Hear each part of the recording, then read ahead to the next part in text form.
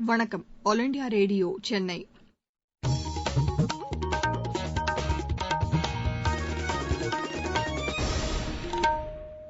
மாநிலச் செய்திகள் வாசிப்பவர் லட்சுமி ராகவன். தலைப்புச் செய்திகள்: விலையில்லா மிதிவண்டி, விலையில்லா வேட்டி சேலை வழங்கும் திட்டங்களை முதலமைச்சர் திரு ஓ பன்னீர்செல்வம் தொடங்கி வைத்தார். மறு உத்தரவு வரும் வரை தமிழகத்திற்கு தினமும் 2000 கன அடி தண்ணீரை கர்நாடகா விடுவிக்க வேண்டும் என்று உச்சநீதிமன்றம் உத்தரவிட்டுள்ளது.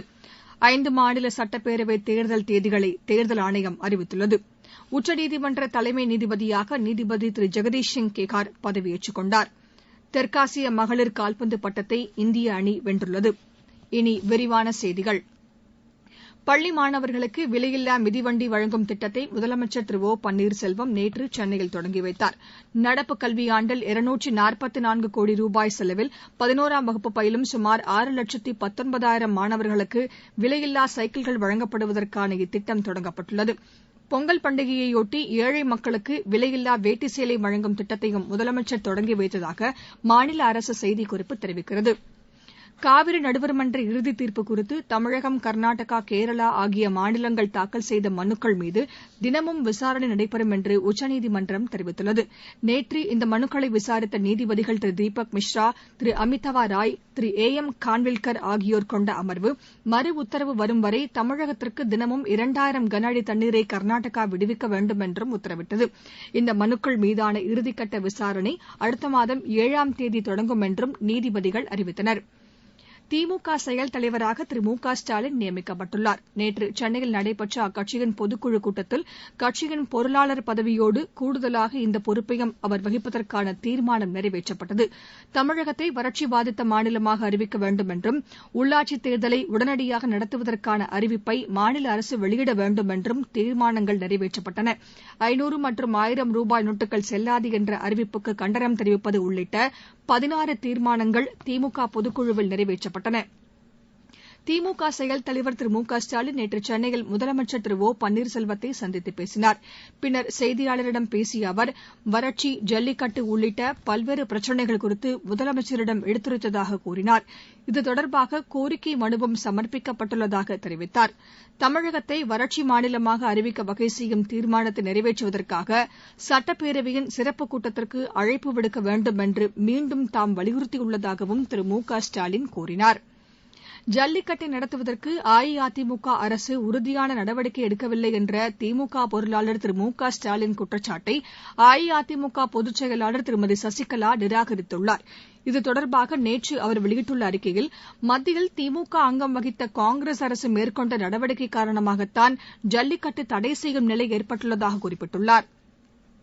ஜல்லிக்கட்டு நடத்துவது பற்றி திமுக வெளியிட்டுள்ள கருத்தை குறை கூறவோ அல்லது அதன் மீது குற்றம் சுமத்தவோ அஇஅதிமுக பொதுச் செயலாளர் திருமதி சசிகலாவுக்கு தகுதியில்லை என்று திமுக கூறியுள்ளது.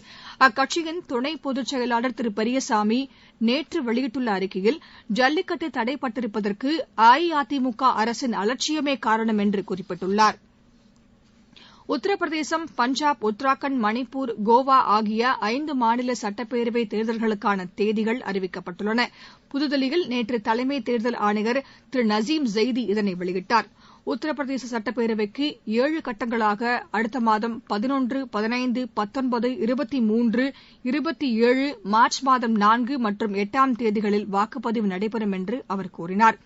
மணிப்பூர் சட்டப்பேரவைக்கு 2 கட்டங்களாக மார்ச் 4 மற்றும் 8ஆம் தேதிகளிலும், பஞ்சாப், உத்தராகண்ட், கோவா ஆகிய மாநிலங்களில் ஒரே கட்டமாக அடுத்த மாதம் 4ஆம் தேதியும் தேர்தல் நடைபெறும் என்று அவர் செய்தியாளரிடம் தெரிவித்தார். இந்த 5 மாநிலங்களின் சட்டப்பேரவை தேர்தல்களில் பதிவான வாக்குகள் மார்ச் மாதம் 11ஆம் தேதி எண்ணப்படும் என்றும் திரு நசீம் ஜெய்தி கூறினார். உச்சநீதிமன்றத்தின் தலைமை நீதிபதியாக திரு ஜெகதீஷ் சிங் கேகார் நேற்று பதவியேற்றுக் கொண்டார். குடியரசுத் தலைவர் திரு பிரணாப் முகர்ஜி அவருக்கு பதவிப் பிரமாணமும் ரகசிய காப்புறுதியும் செய்து வைத்தார்.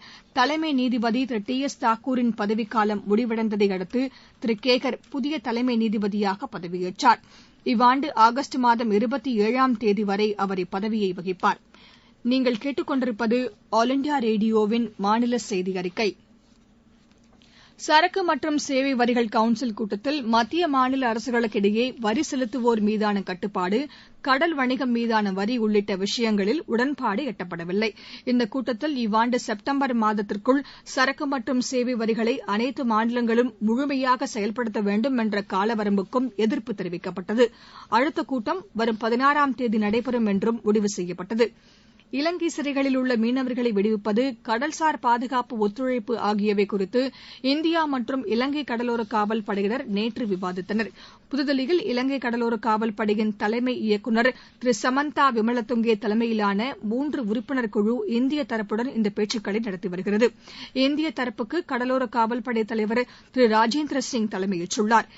இலங்கை குழுவினர் நேற்று பாதுகாப்புத்துறை செயலாளர் திரு ஜி மோகன்குமாரை சந்தித்து பொதுவான கடல்சார் விஷயங்கள் குறித்து விவாதித்தனர். உத்தேசிக்கப்பட்டுள்ள 20 உலகத்தரம் வாய்ந்த பல்கலைக்கழகங்களை முறைப்படுத்துவது குறித்த மத்திய மனிதவள மேம்பாட்டுத்துறை அமைச்சகத்தின் ஆலோசனைக் கூட்டம் நேற்று புதுதில்லியில் நடைபெற்றது. மத்திய மனிதவள மேம்பாட்டுத்துறை அமைச்சர் திரு பிரகாஷ் ஜவடேகர் தலைமையில் நடைபெற்ற இந்த கூட்டத்தில் இந்த பல்கலைக்கழகங்களுக்கான சுயாட்சி உரிமை மற்றும் விதிமுறைகள் இறுதி செய்யப்பட்டதாக அதிகார வட்டாரங்கள் தெரிவித்தன. 2016-17 பட்ஜெட்டில் உலகத்தரம் வாய்ந்த 10 பல்கலைக்கழகங்களை பொதுத்துறையிலும் மேலும் 10 பல்கலைக்கழகங்களை தனியார் துறையிலும் அமைக்க அறிவிப்பு வெளியிடப்பட்டிருந்தது. தருமபுரி மாவட்டம் கோடிஹள்ளி வனப்பகுதியில் விழிப்புணர்வை ஏற்படுத்தும் வகையில் மூலிகை பண்ணை அமைக்கப்பட்டுள்ளதாக மாவட்ட வன அலுவலர் திரு திருமால் தெரிவித்துள்ளார். இப்பண்ணையில் 103 மருத்துவ குணம் கொண்ட மூலிகை செடிகள் வளர்க்கப்படுவதாக அவர் தெரிவித்தார். வனப்பகுதியில் வந்து நிறைய மெடிசினல் பிளான்ஸ் இருக்குது. ஸோ இந்த மெடிசினல் பிளான்ஸ் வந்து இங்க இருக்கக்கூடிய லோக்கல் பீப்புளுக்கு வந்து அவேர்னஸ் கிரியேட் பண்ணும் அப்படின்றதுக்காக கவர்மெண்ட் ஆஃப் இந்தியாவில் national medicinal plant board ministry of AYUSH கீழே அந்த போர்டுல இருந்து நமக்கு ஒரு ஸ்கீம் கொடுத்துருக்காங்க. இந்த ஸ்கீம்ல வந்து பாத்தீங்கன்னா நமக்கு மெடிசினல் கார்டன் வந்து எஸ்டாப்ளிஷ் பண்ணணும். இப்போ கோடிஹள்ளி நர்சரி அப்படின்னு சொல்லி பெண்ணாகரம் ஏரியாவில் இருக்கு ஒரு மெடிசினல் கார்டன் எஸ்டாப்ளிஷ் பண்ணியிருக்கிறோம். இந்த கார்டன்ல பாத்தீங்கன்னா ஆல்மோஸ்ட் ஒரு 5500 பிளான்ஸ், ஆனா 103 வகையான மருத்துவ குணங்கள் கொண்ட செடிகளை வந்து நம்ம இந்த இடத்துல வந்து எஸ்டாப்ளிஷ் பண்ணியிருக்கிறோம். இருவரிச் செய்திகள். ஹெய்ட்டி நாட்டில் ஜோவனில் மோய்ஸ் அதிபராக தேர்ந்தெடுக்கப்பட்டுள்ளார். மனித ஜீரண மண்டலத்தில் புதிய உறுப்பு ஒன்றினை அயர்லாந்து விஞ்ஞானிகள் கண்டுபிடித்துள்ளனர். இந்திய திறன் மேம்பாட்டு பணிக்குழு என்ற புதிய பணிக்குழுவை மத்திய திறன் மேம்பாட்டு அமைச்சகம் உருவாக்கியுள்ளது. லவங்கப் பொருட்கள் ஏற்றுமதி இந்த நிதியாண்டின் முதல் பாதியில் 5% உயர்ந்துள்ளது. சத்தீஸ்கர் மாநிலம் பிஜாப்பூர் மாவட்டத்தில் மாவோயிஸ்ட் தீவிரவாதி ஒருவர் பாதுகாப்பு படையினரால் சுட்டுக் கொல்லப்பட்டார். மத்திய பிரதேசத்தில் நாட்டிலேயே முதல் முறையாக மகிழ்ச்சித்துறை என்ற துறை அறிமுகப்படுத்தப்பட்டுள்ளது. திரிணாமுல் காங்கிரஸ் எம்பி திரு சுதீப் பந்தோபாத்யாய் சீட்டு நிதி ஊழல் வழக்கில் 6 நாள் சிபிஐ காவலில் வைக்க சிறப்பு நீதிமன்றம் உத்தரவிட்டுள்ளது. கொல்கத்தா அருகே கங்கா நகரில் ரசாயனப் பொருட்கள் தொழிற்சாலையில் நேற்று தீ விபத்து ஏற்பட்டது. 38 தீயணைப்பு இயந்திரங்கள் இதனை அணைக்கும் பணியில் ஈடுபட்டுள்ளன. விளையாட்டுச் செய்திகள். ரஞ்சி கிரிக்கெட் கோப்பை அரையிறுதி ஆட்டத்தில் மும்பை அணி வெற்றி பெற 256 ரன் இலக்கினை தமிழக அணி நிர்ணயித்துள்ளது.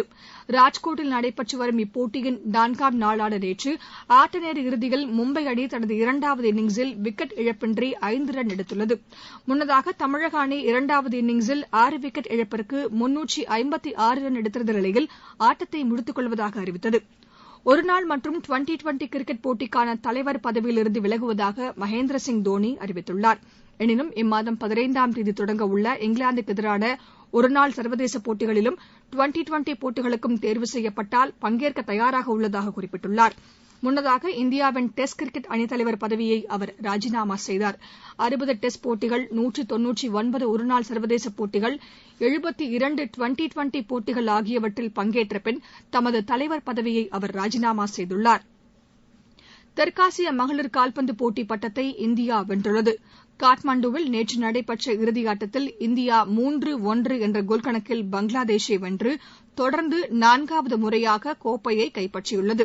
இந்த வெற்றியை அடுத்து இந்திய மகளிர் கால்பந்து அணி 18 போட்டிகளில் வெற்றி பெற்று ஒரு போட்டியை டிரா செய்துள்ளது. சென்னை ஒபன் டென்னிஸ் போட்டியில் இந்தியாவின் ரோகன் போபண்ணா ஜீவன் நெடுஞ்செழியன் இணை 2வது சுற்றுக்கு முன்னேறியுள்ளது. மீண்டும் தலைப்புச் செய்திகள். விலையில்லா மிதிவண்டி, விலையில்லா வேட்டி சேலை வழங்கும் திட்டங்களை முதலமைச்சர் திரு ஓ பன்னீர்செல்வம் தொடங்கி வைத்தார். மறு உத்தரவு வரும் வரை தமிழகத்திற்கு தினமும் 2000 கனஅடி தண்ணீரை கர்நாடகா விடுவிக்க வேண்டும் என்று உச்சநீதிமன்றம் உத்தரவிட்டுள்ளது. 5 மாநில சட்டப்பேரவை தேர்தல் தேதிகளை தேர்தல் ஆணையம் அறிவித்துள்ளது. உச்சநீதிமன்ற தலைமை நீதிபதியாக நீதிபதி திரு ஜெகதீஷ் சிங் கேகர் பதவியேற்றுக் கொண்டார். தெற்காசிய மகளிர் கால்பந்து பட்டத்தை இந்திய அணி வென்றுள்ளது. இத்துடன் இந்த செய்தியறிக்கை நிறைவு பெற்றது.